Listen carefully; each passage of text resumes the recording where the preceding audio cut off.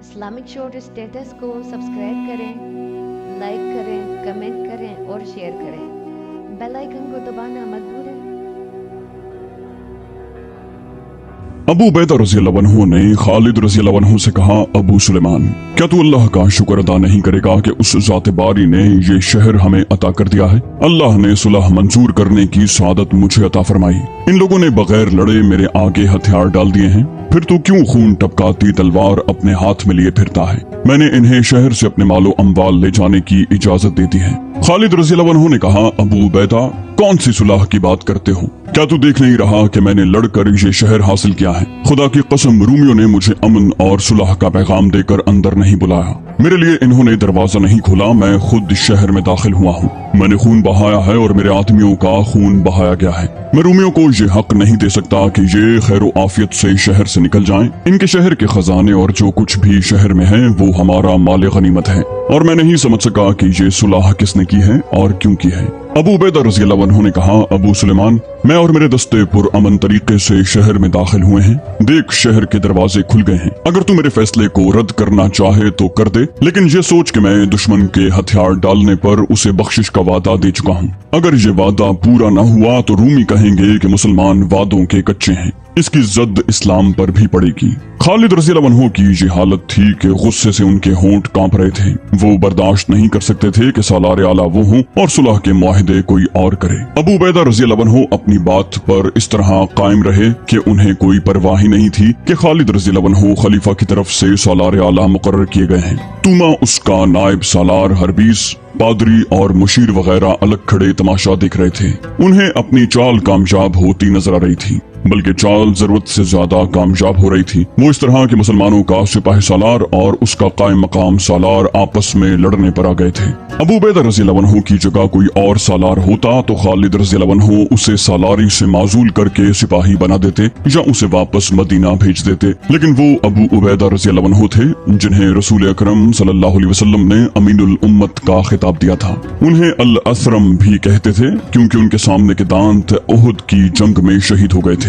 مشہور مورخ ابن قتیبہ اور واقدی نے لکھا ہے کہ رسول اللہ صلی اللہ علیہ وآلہ وسلم کو ابو عبیدہ رضی اللہ عنہ سے خاص محبت تھی۔ یہ بھی لکھا گیا ہے کہ ابو عبیدہ رضی اللہ عنہ دانت والوں سے زیادہ خوبرو لگتے تھے۔ ان کا زہد و تقوی ضرب المثل تھا۔ خلیفۃ المسلمین ابو بکر رضی اللہ عنہ ان کا بہت احترام کرتے تھے اور مجاہدین ان کے اشارے پر جانیں قربان کرنے کو تیار رہتے تھے۔ خالد رضی اللہ عنہ کے دل میں ابو عبیدہ رضی اللہ عنہ کا اتنا احترام تھا کہ میدان جنگ میں دونوں کی پہلی ملاقات ہوئی تو خالد رضی اللہ عنہ گھوڑے پر سوار نہیں تھے، ابو عبیدہ رضی اللہ عنہ گھوڑے پر سوار تھے۔ خالد رضی اللہ عنہ چونکہ سالار اعلیٰ تھے، اس لیے ابو عبیدہ رضی اللہ عنہ نے اتر کر خالد رضی اللہ عنہ سے ملنا چاہا، لیکن خالد رضی اللہ عنہ نے انہیں روک دیا اور کہا کہ میرے دل میں اپنے احترام کو قائم رکھیں۔ وہ ابو عبیدہ رضی اللہ عنہ اب خالد رضی اللہ عنہ سے پوچھے بغیر دشمن کے متعلق بڑا اہم فیصلہ کر بیٹھے اور اسے بدلنے پر آمادہ نہیں تھے۔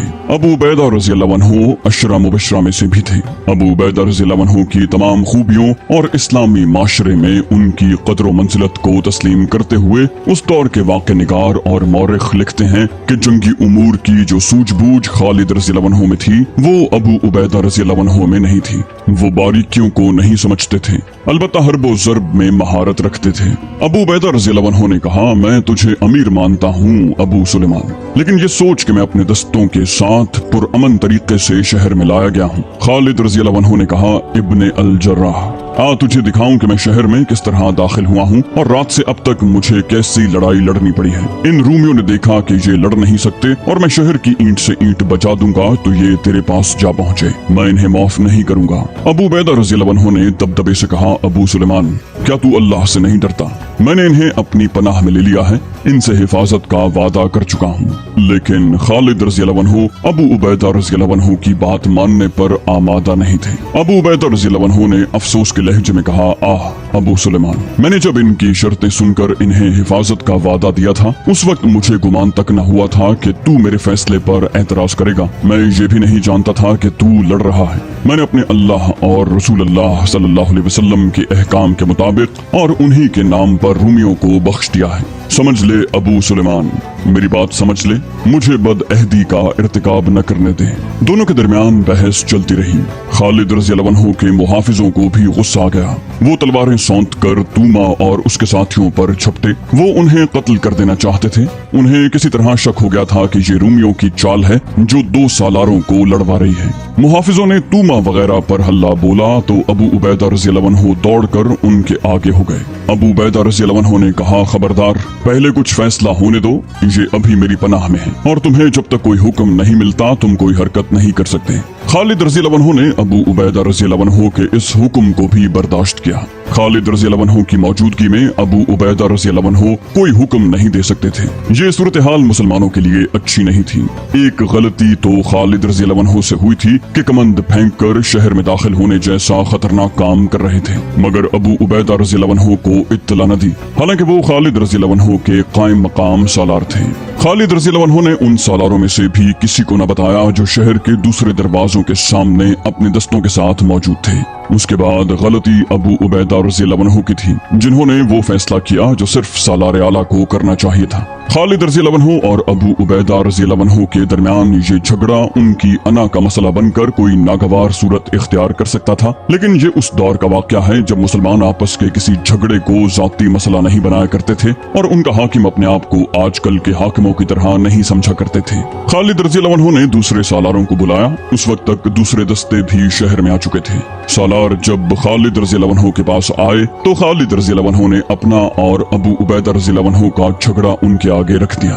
सालारों ने आपस में बहस मुबाहसा करके खालिद रज़ियल्लाहु अन्हु से कहा, इब्ने वलीद, अबू उबैदा को ऐसा नहीं करना चाहिए था, लेकिन वो जो फैसला कर चुके हैं हमें उसी पर अमल करना चाहिए, वरना ये खबर दूर दूर तक फैल जाएगी कि मुसलमान धोखेबाज हैं, सुलह और आम मुआफी का वादा करते हैं, फिर लूटमार और कत्लेआम करते हैं। सालार शराहबील बिन हसना रज़ियल्लाहु अन्हु ने कहा, इब्ने वलीद, हमने देखा है कि बाज़ शहर हमें मज़ाहमत के बगैर मिल गए थे। इसकी वजह ये थी कि उन शहरों में हमारी वहाँ आमद से आगे आगे ये खबर मशहूर हो गई थी कि मुसलमानों की शर्तें सख्त नहीं होती और वो अपनी शर्तों पर कायम रहते हैं और रहमदिली से हर किसी के आगे पेश आते हैं। इब्ने वलीद, हमें इस रिवायत को बरकरार रखना चाहिए, वरना फिर हमें कोई शहर आसानी से नहीं मिलेगा।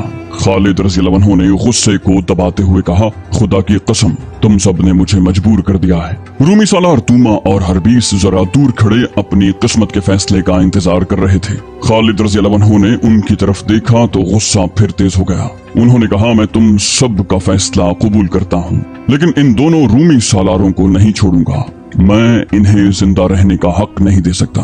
अबू उबैदा रज़ियल्लाहु अन्हु ने कहा, तुझ पर अल्लाह की रहमत हो वलीद के बेटे, इन्हीं दोनों के साथ तो मेरा मुआहिदा हुआ है और इन्हीं को मैंने हिफाजत की जमानत दी है। मेरे फैसले को तूने कबूल कर लिया है तो इन दोनों को भी जाने दे। खालिद रज़ियल्लाहु अन्हु ने गज़बनाक आवाज में कहा, तेरे अहद ने इन्हें मेरे हाथ से बचा लिया है, लेकिन ये दोनों अल्लाह की लानत से नहीं बच सकेंगे। एक और मौरिख बिलाजरी ने लिखा है कि तूमा और हरबीस के पास एक आदमी खड़ा था जो अरबी जबान समझता और बोलता था। वो मुसलमान सालारों की बातें सुनकर तूमा और हरबीस को रूमी जबान में सुनाता जा रहा था। आखिर उन्हें आम माफी के फैसले से आगाह किया गया। तूमा ने खालिद रज़ियल्लाहु अन्हु और अबू उबैदा रज़ियल्लाहु अन्हु का शुक्रिया अदा किया और कहा, आप सब ने हम पर एहसान किया है, हमें इजाजत दी जाए कि अपनी मंजिल तक हम अपनी पसंद के रास्ते से जा सकें। अबू उबैदा रज़ियल्लाहु अन्हु ने खालिद रज़ियल्लाहु अन्हु की तरफ देखा कि वो जवाब दें, लेकिन खालिद रज़ियल्लाहु अन्हु ने मुंह फेर लिया। अबू उबैदा रज़ियल्लाहु अन्हु ने तूमा को जवाब दिया, तुम्हें इजाजत है, जिस रास्ते पर चाहो जा सकते हो, लेकिन ये भी सुन लो, तुम जहाँ रुकोगे या जहाँ क़याम करोगे, अगर हमने उस जगह पर कब्जा कर लिया तो हमसे अपनी हिफाजत की तवक्को मत करना। तुम्हारे साथ जो मुआहिदा किया जा रहा है ये सिर्फ उसी मकाम तक है जहाँ तुम जा रहे हो, ये दोस्ती का मुआहिदा नहीं। तूमा ने कहा, अगर मुआहिदा आर्जी है तो मेरी एक दरखास्त और है, हमें 3 दिनों की मोहलत दी जाए कि हम अपनी मंजिल पर पहुँच जाएं। 3 दिनों के बाद हम मुआहिदे को खत्म समझेंगे। खालिद रज़ियल्लाहु अन्हु गरज कर बोले, फिर हम तुम्हारे साथ जो सुलूक करना चाहेंगे करेंगे। तूमा ने कहा, आप हमें कत्ल कर सकते हैं, हमें पकड़कर अपना गुलाम बना सकते हैं। खालिद रज़ियल्लाहु अन्हु ने कहा, ये भी मंजूर है। 3 दिनों में ही कहीं गायब हो जाना, वहां तक जाने की कोशिश करना जहां तक मैं न पहुंच सकूं। अब एक शर्त मेरी भी सुन लो, तुम अपने साथ चंद दिनों के खाने पीने का सामान ले जा सकोगे, इससे ज्यादा तुम कुछ नहीं ले जा सकोगे। कोई आदमी हथियार लेकर नहीं जाएगा। अबू उबैदा रज़ियल्लाहु अन्हु ने खालिद रज़ियल्लाहु अन्हु से कहा, नहीं अबू सुलेमान, तेरी ये शराइत उस मुआहदे के खिलाफ हैं जो मैंने इनके साथ किया है। ये अपना मालो असबाब और जो कुछ ये ले जा सकते हैं ले जाएं, मैं इन्हें ये हक दे चुका हूँ। खालिद रज़ियल्लाहु अन्हु ने गुज़श्ता रात को अपने आप को जिंदगी के सबसे बड़े खतरे में डाला था कि दीवार पर कमंद फेंक कर ऊपर चले गए थे। अब अबू उबैदा रज़ियल्लाहु अन्हु ने खालिद रज़ियल्लाहु अन्हु को एक और बड़े ही सख्त इम्तिहान में डाल दिया था।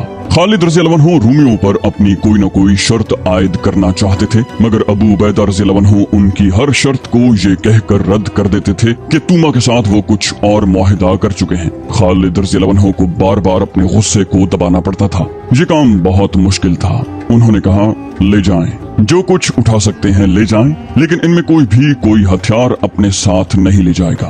तूमा ने कहा, हम पर ये जुल्म न करें, हम लंबे सफर पर जा रहे हैं, रास्ते में कोई और दुश्मन हम पर हमला कर सकता है, हमें निहत्ता देखकर डाकू ही हमें लूट लेंगे। अगर आप हमें निहत्ता यहाँ से निकालना चाहते हैं तो हमें यहीं रहने दें और हमारे साथ जैसा सलूक चाहे करें। एक तरफ आपकी नेकियां इतनी हैं कि उनका शुमार नहीं, मगर आपका ये हुक्म हमारे कत्ल के बराबर है कि हम निहत्ते जाएं। खालिद रज़ियल्लाहु अन्हु कुछ देर तूमा के मुंह की तरफ देखते रहे। उनका चेहरा बता रहा था कि वो अपने ऊपर जबर कर रहे हैं। खालिद रज़ियल्लाहु अन्हु ने कहा, ए रूमी सालार, तू खुशकिस्मत है कि सुलह के लिए मेरे पास नहीं आ गया है। मैं तुझे हथियार अपने साथ ले जाने की भी इजाजत दे देता हूँ, लेकिन शर्त यह है कि हर शख्स जिनमें तू भी शामिल है सिर्फ एक हथियार ले जा सकता है, एक तलवार या एक बर्छी या एक कमान और एक तरकश या एक बर्छी या एक खंजर। उसके बाद मुआहिदा लिखा गया जिसके अल्फाज ये थे, बिस्मिल्लाहिर्रहमानिर्रहीम, सलार आला असाकर मदीना खालिद बिन वलीद की तरफ से दमिश्क के बाशिंदगान के साथ ये मुआहिदा हुआ है। मुसलमान शहर दमिश्क में दाखिल होंगे, वो उसके जिम्मेदार होंगे कि शहर के लोगों के जानो माल का, उनकी अमलाक का, उनकी इज्जत व आबरू का तहफ़्फ़ुज़ करें। इसमें उनकी इबादत गाहों और शहर की फसील का तहफ़्फ़ुज़ भी शामिल है। उन्हें अल्लाह और रसूल अल्लाह सल्लल्लाहु अलैहि वसल्लम और तमाम तर मोमिनीन और खलीफतुल मुस्लिमीन की तरफ से जमानत दी जाती है। उनके साथ मुसलमान रहमदिली और हमदर्दी का सलूक उस वक्त तक जारी रखेंगे जब तक अहले दमिश्क जिजिया देते रहेंगे। जिजिया की रकम 1 दीनार फीकस मुकर्रर हुई है और कुछ मिकदार अनाज वगैरह की मुकर्रर हुई है जो अहले दमिश्क ने मुसलमानों को देनी थी। वो मंजर मुसलमानों के लिए बड़ा ही तकलीफ दे था जब रूमी फौज दमिश्क से रवाना हुई। जो शहरी दमिश्क में नहीं रहना चाहते थे वो फौज के साथ जा रहे थे। उनकी फौज ने शहरियों को अपने हिसार में ले रखा था, जैसे मुसलमान उन पर टूट पड़ेंगे। रूमी सालार तूमा भी जा रहा था। उसकी उस आंख पर पट्टी बंधी हुई थी जिसमें तीर का टुकड़ा अभी तक मौजूद था। उसके साथ उसकी बीवी थी जो शहंशाह रोम हरकल की बेटी थी। उस वक्त की वो बहुत ही हसीन और जवान औरत थी। शाही मालो असबाब बेशुमार घोड़ा गाड़ियों में जा रहा था। जाहिर है उन गाड़ियों में खजाना भी जा रहा था। दमिश्क के वो बाशिंदे जिन्होंने दमिश्क में रहना पसंद नहीं किया था, वो अपना मालो मता घोड़ा गाड़ियों और रेड़ों पर रख कर ले जा रहे थे जिन्हें खच्चर खींच रहे थे। उनमें मंडी कमाल और तिजारती सामान भी जा रहा था। मौरख बिलाजरी और वाक़िदी लिखते हैं कि सोने चांदी के बाद जो बेशकीमत सामान जा रहा था वो बड़े उम्दा जरबफ्त के 300 से कुछ ज्यादा गांठें थी। एक मौरख ने लिखा है कि ये हरकल की थी और बाज ने लिखा है कि ये मंडी का माल था। लोग दूध वाले मवेशी भी साथ ले जा रहे थे। मुख्तसर ये कि दमिश्क से तमाम मालो दौलत जा रहा था। खालिद रज़ियल्लाहु अन्हु के मुजाहिदीन देख रहे थे। ये उनका माले गनीमत था जो उनका जायज हक था। ज्यादा अफसोस उन दस्तों के मुजाहिदीन को हो रहा था जिन्होंने शहर के अंदर जाकर बड़ी सख्त लड़ाई लड़ी थी। उससे भी ज्यादा अफसोस उन 100 जांबाजों को था जिनमें से 50 कमंदों से दीवार पर गए थे और बाकी 50 दरवाजा खुलते ही सबसे पहले अंदर गए थे। उन सब ने लड़कर शहर लिया था। खालिद रज़ियल्लाहु अन्हु का अपना ये हाल था कि दमिश्क से जाने वाले मालो असबाब को देख देख कर गुस्से से उनका चेहरा सुर्ख हो रहा था। उन्होंने अपने मुजाहिदीन को देखा। उनके चेहरे पर अफसुर्दगी और गुस्से के तासुरात साफ नजर आ रहे थे। बाज के तासुरात तो ऐसे थे जैसे वो दमिश्क से जाने वालों पर हल्ला बोल देंगे और अपना हक वसूल कर लेंगे। मौरख वाक़िदी और इब्ने कुतैबा ने लिखा है कि खालिद रज़ियल्लाहु अन्हु के लिए अपने गुस्से पर काबू पाना मुहाल हो रहा था। आखिर उन्होंने दोनों हाथ आगे और कुछ ऊपर करके आसमान की तरफ देखा और जरा ऊंची आवाज में कहा, या अल्लाह, ये सामान तो तेरे मुजाहिदीन का था, ये इन्हें दे दे। खालिद रज़ियल्लाहु अन्हु की जज्बाती हालत ठीक नहीं थी। खालिद रज़ियल्लाहु अन्हु को अपने करीब एक आवाज सुनाई थी, सालार मोहतरम, आपको दमिश्क मुबारक हो। खालिद रज़ियल्लाहु अन्हु ने उधर देखा, वो यूनुस इब्न मुरक्कस था। उसे देखकर खालिद रज़ियल्लाहु अन्हु को याद आया कि उस शख्स ने उस लड़की की खातिर दमिश्क फतह करवा दिया था जिसके साथ उसकी शादी हो चुकी थी, लेकिन लड़की के माँ बाप उसे यूनुस इब्न मुरक्कस के साथ नहीं भेज रहे थे। खालिद रज़ियल्लाहु अन्हु ने कहा, इब्न मुरक्कस, दमिश्क तुझे मुबारक हो, ये कारनामा तेरा है। तू ना होता तो हम इस शहर में दाखिल नहीं हो सकते थे। यूनुस ने कहा, लेकिन मैंने जिसे हासिल करने के लिए अपने आप को खतरे में डाला और यहाँ की बादशाही खत्म करवा दी है, वो मुझे नहीं मिली। खालिद रज़ियल्लाहु अन्हु ने पूछा, क्या उसके माँ बाप यही हैं? यूनुस ने जवाब दिया, वो चले गए हैं। मैं लड़की से मिला था, उसे कहा कि वो माँ बाप को बताए बगैर मेरे साथ आ जाए। मेरी मोहब्बत उसकी रूह में उतरी हुई है। वो फौरन तैयार हो गई, लेकिन कहने लगी कि मुसलमान आ गए हैं, ये मुझे अपने साथ ले जाएंगे, फिर तुम क्या करोगे? मैंने उसे कहा कि मैं भी मुसलमान हूँ, तुम अब महफूज हो। उसने हैरान होकर पूछा कि तुमने ये क्यों कहा कि तुम भी मुसलमान हो? मैंने उसे बताया कि मैं मुसलमान हो चुका हूँ। इतना सुनना था कि वो बिल्कुल ही बदल गई। कहने लगी कि अपने मजहब में वापस जाओ। मैंने इस्लाम की खूबियां बयान की तो उसने कहा कि अगर तुम अपने मजहब में वापस नहीं आओगे तो मेरी मोहब्बत नफरत में बदल जाएगी। मैंने कहा कि मोहब्बत मजहब को नहीं देखा करती। मैंने ये भी कहा कि मैं अब मुसलमान ही रहूंगा। उसने कहा, मैं कसम खाती हूँ कि आज के बाद तुम्हारी शक्ल देखना भी गवारा नहीं करूंगी। मैं दमिश्क जा रही हूँ। और वो चली गई। खालिद रज़ियल्लाहु अन्हु ने उससे पूछा, क्या तुम भी उसकी मोहब्बत को नफरत में नहीं बदल सकते? यूनुस इब्न मुरक्कस ने कहा, नहीं मोहतरम सालार, मेरी मोहब्बत ऐसी नहीं। ये लड़की मुझे न मिली तो शायद मैं पागल हो जाऊं। मैंने आपको ये शहर दिया है, क्या आप मुझे एक लड़की नहीं दिला सकते? वो मेरी बीवी है। मैंने आपके साथ वादा किया था, आप चाहें तो अपना एक दस्ता भेजकर लड़की को जबरदस्ती ला सकते हैं। आप फाते हैं। खालिद रज़ियल्लाहु अन्हु ने कहा, इब्न मुरक्कस, मुआहिदा हो चुका है, हम जाने वालों का एक बाल भी उनसे जबरदस्ती नहीं ले सकते। मौरिख बिलाजरी ने लिखा है कि यूनुस इब्न मुरक्कस अक्ल और जहानत के एतबार से कोई मामूली आदमी नहीं था। खालिद रज़ियल्लाहु अन्हु उससे मुतासिर थे और उसके एहसानमंद भी थे। दमिश्क की फतह उस यूनानी जवान के बगैर नामुमकिन नहीं तो बेहद मुश्किल जरूर थी। खालिद रज़ियल्लाहु अन्हु को ये शख्स इसलिए भी अच्छा लगता था कि उसने इस्लाम कबूल कर लिया था और जिस लड़की की मोहब्बत उसे पागल किए हुए थी उसके कहने पर भी उसने इस्लाम तर्क नहीं किया था। यूनुस ने कहा, मैंने सुना है कि आपने दमिश्क से जाने वालों को 3 दिन के लिए तहफ़्फ़ुज़ का वादा किया है। क्या इन 3 दिनों के दौरान आप इन लोगों का ताक़ुब करके इन पर हमला नहीं कर सकते? खालिद रज़ियल्लाहु अन्हु ने कहा, नहीं इब्न मुरक्कस, ये मुआहिदे के खिलाफ है। यूनुस ने कहा, 3 रोज गुजर जाने के बाद तो आप उन पर हमला कर सकते हैं। खालिद रज़ियल्लाहु अन्हु ने कहा, 3 दिनों में तो ये बहुत दूर पहुंच चुके होंगे। ये काफिला बहुत तेज जाएगा क्योंकि उसके पास खजाना है और बहुत कीमती माल भी है। रास्ते में रूमियों के कले आते हैं, वो किसी भी कले में पनाह ले लेंगे। मैं किसी कले पर इतनी जल्दी हमला नहीं कर सकूंगा। यूनुस ने कहा, ए इस्लाम के अजीम सालार, ये उस रास्ते पर नहीं जा रहे जिस रास्ते पर कले आते हैं। मैं उन कलों से वाकिफ हूँ, बलबल, हम्स और तराबलस। ये काफिला अंताकिया जा रहा है। मैं जानता हूँ काफिले के साथ सालार तूमा है। वो अपनी फौज और शहरियों को अंताकिया ले जा रहा है जहाँ उसका सुसर शहनशाह हरकल रहता है। मैं तमाम इलाके से वाकिफ हूँ। अंताकिया तक पहुँचने के लिए 3 से बहुत ज्यादा दिन सफर करना पड़ता है। मैं आपको ऐसी तरफ से ले जा सकता हूँ जो कोई रास्ता नहीं। आपके घुड़सवार तेज हों तो मैं चौथे दिन की सुबह तक उन्हें काफिले तक पहुँचा सकता हूँ। खालिद रज़ियल्लाहु अन्हु ने ये सुना तो उनकी आंखें चमक उठी। यही तो वो चाहते थे।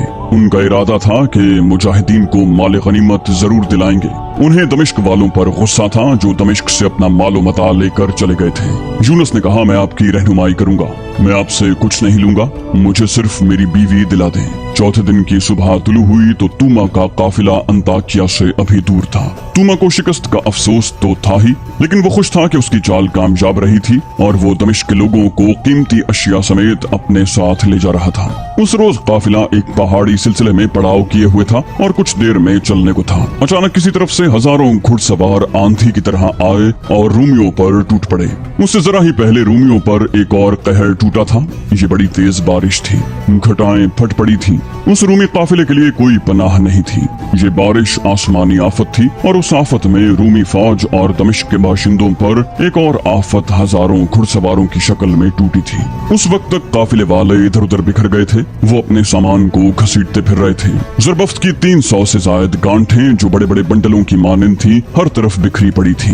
बाज गांठें खुल गईं और कपड़ा खुलकर बिखर गया था। ज़रबफ्त का कपड़ा इतना ज्यादा बिखरा कि उस जगह का नाम मरजुल दीबाज यानी रेशम का खयाबान पड़ गया। यहाँ जो मार्का लड़ा गया उसे तमाम मौरखों ने मार्का मरजुल दीबाज लिखा है। ये घुड़सवार जिन्होंने रूमियों और दमिश्क वालों के काफिले पर हमला किया था उनकी तादाद 1000 थी और ये खालिद रज़ियल्लाहु अन्हु के भेजे हुए सवार थे। इस हमले की तफसीलात यूं हैं कि यूनुस इब्न मुरक्कस ने जब खालिद रज़ियल्लाहु अन्हु को बताया कि वो उन्हें एक छोटे रास्ते से रूमियों तक पहुंचा सकते हैं तो खालिद रज़ियल्लाहु अन्हु को रोशनी नजर आई। यूनुस इब्न मुरक्कस खालिद रज़ियल्लाहु अन्हु को इसलिए ताक़ुब और हमले के लिए उकसा रहा था कि वो अपनी बीवी को पकड़कर अपने साथ लाना चाहता था, लेकिन खालिद रज़ियल्लाहु अन्हु कुछ और सोच रहे थे। उन्होंने अपनी फौज की मायूसी देखी थी। दुश्मन माल गनीमत अपने साथ ले जा रहा था।